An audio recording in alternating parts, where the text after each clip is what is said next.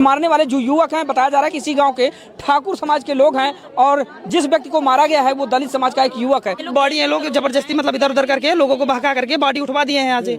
अब इन लोगों को न्याय मिलेगा कि नहीं, हम लोग इसी आस में यहाँ पे बैठे हुए हैं। शाम को छोटल के साथ वो कहन के चला माँ बोल ढोआ दा। छोटल कौन है? ये ठाकुर छोटल ललित पांडे बाबा गांव के ही है। गांव के हैं, यही लोग लिवा के गए थे। हाँ। जब जब बाबा साहेब की जयंती होती है तब यहाँ हादसा होता है। यहाँ पहली बार नहीं है यहाँ पे, तब यहाँ पे हादसा होता है क्योंकि बाबा साहेब की जयंती मनाते हैं तो लोगों को बुरा लगता है और किसको ठाकुरों को ज्यादा लग रहा है यहाँ पे। देखिए अभी इस वक्त हम प्रयागराज के करछना थाना क्षेत्र के अंतर्गत इसौटा लोहंगपुर गांव में मौजूद है, जहां पर बता दें कि बीती रात इसी गांव के रहने वाले दलित समाज के एक युवक के जिंदा जलाकर उसको मार दिया जाता है। ऐसे में बता दें कि आज हम उसी पीड़ित परिवार के साथ मौजूद है, लोगों से जानने और समझने का प्रयास करेंगे कि दरअसल क्यों और किसने मारा उस व्यक्ति को। और यहाँ पर प्रशासनिक दस्ता भी मौजूद है और एक बार अपने सहयोगी से कहेंगे थोड़ा सा दिखा दे। यहाँ पर बहुत सारे लोग हैं जो इस स्थान पर यानी कि घटना वाले स्थल पर मौजूद हैं। अलग अलग पार्टियों के अलग अलग दलों के नेता भी यहाँ पर चल कर आए हैं, कहीं न कहीं अपनी सहानुभूति इस पीड़ित परिवार से साझा कर रहे हैं। बता दें कि जो मृतक हैं उनके 3 बच्चे हैं और अपने 3 बच्चों को बेसहारा छोड़ गया वो युवक।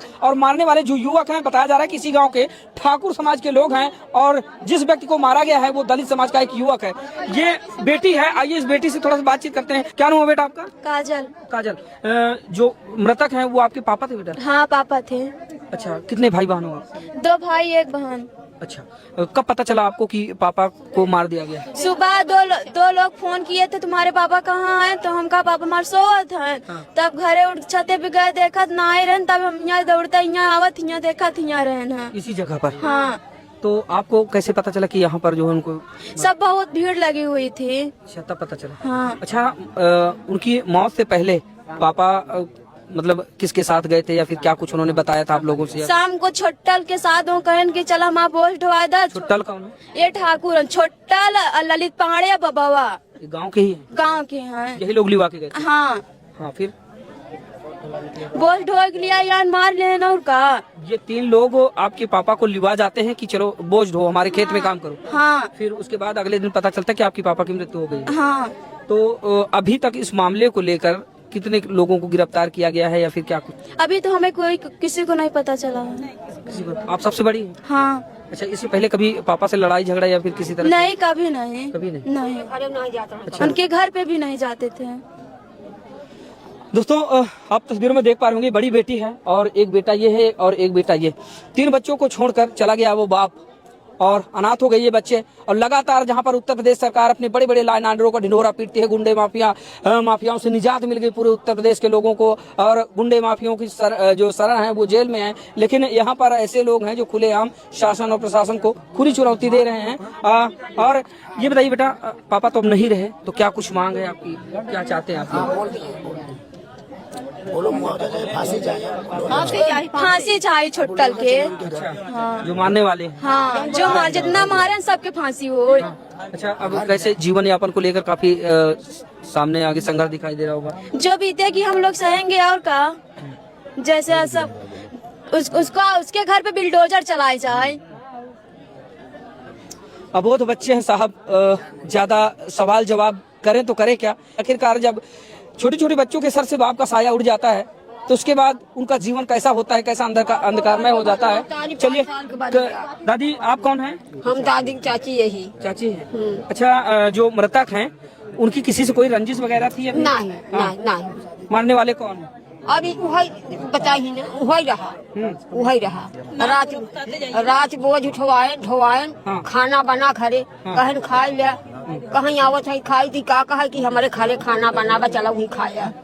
आप आगे आए, आप आगे आए, इधर आगे आ जाए। सोई गए खाए। क्या पक्ष होगा आपका?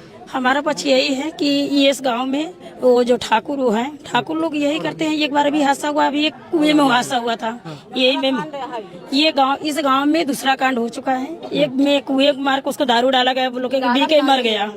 और आज बताइए इस केस को हम लोग क्या कहा जाए? हम लोग को किसको मार के जलाया गया कि उसको जिंदा ही जलाया गया? और यहाँ हमारे जो बच्चे अनाथ हो गए, इन बच्चों को अनाथ जो हमारे हैं, इन बच्चों को पूरा सरकार पूरा सहयोग करे और जो किया है उसको फांसी मिले।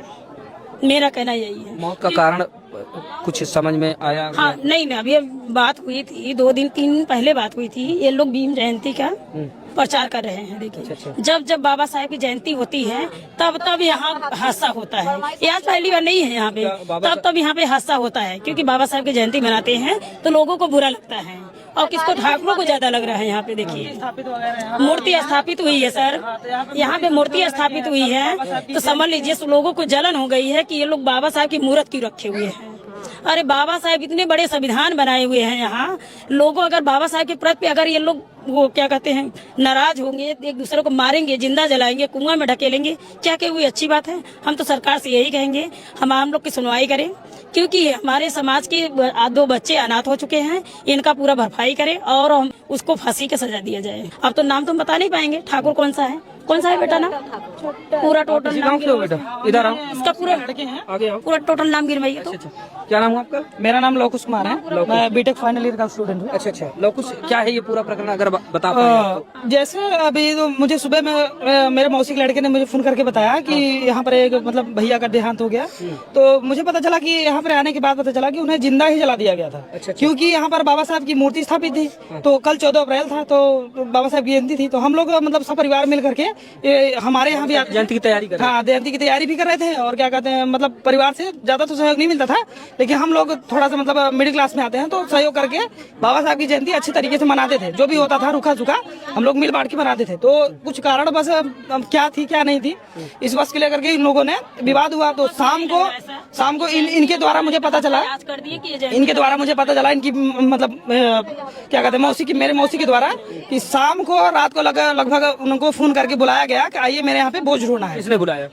छुट्टन है ना, छुट्टन थे और बाबू और ललित पांडे, इन्होंने कहा कि मेरे यहाँ पे थोड़ा सा काम है, आप मेरे काम करने के लिए चले आइए। तो ये यहाँ से घर के मतलब क्योंकि इनकी आर्थिक स्थिति ठीक तो है नहीं, तो अपना रोजी रोटी यापन करके अपना पेट भरते थे, तो काम करने की वजह से ये चले गए बोझ ढोने। अब बोझ ढोने के बाद जब यहाँ पे आए तो इधर से कहीं से बोझ लाना था, तो लाने के बाद क्योंकि शरीर से भी अच्छे खासे थे, हाँ कोई कमजोर तो थे नहीं, हाइट में भी लगभग 6 साढ़े 6 फुट की हाइट थी इनकी।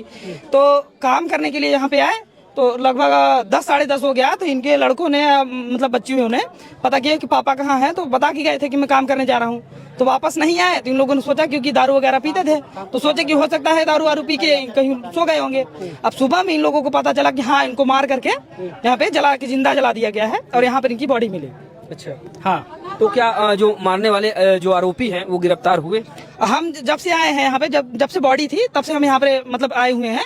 हमने अपने हमारे भाई हैं एडवोकेट अखिलेश कुमार, उनको मतलब यहाँ पर एक तहरीर बनाई गई, मतलब जो भी सच्चाई थी उसमें लिख करके ये सीओ साहब थे उनके मतलब द्वारा यहाँ पे थाने पे भेजा गया। तो थाने पे भी वही थाने पे ही है, तो वहाँ से FIR की गई। अभी FIR की उनके हाथ पे नकल भी नहीं आई है, पक्की नकल नहीं आई हाथ में। और वहाँ से आने के बाद अभी भी बॉडी ये लोग जबरदस्ती मतलब इधर उधर करके लोगों को बहका करके बॉडी उठवा दिए हैं यहाँ से।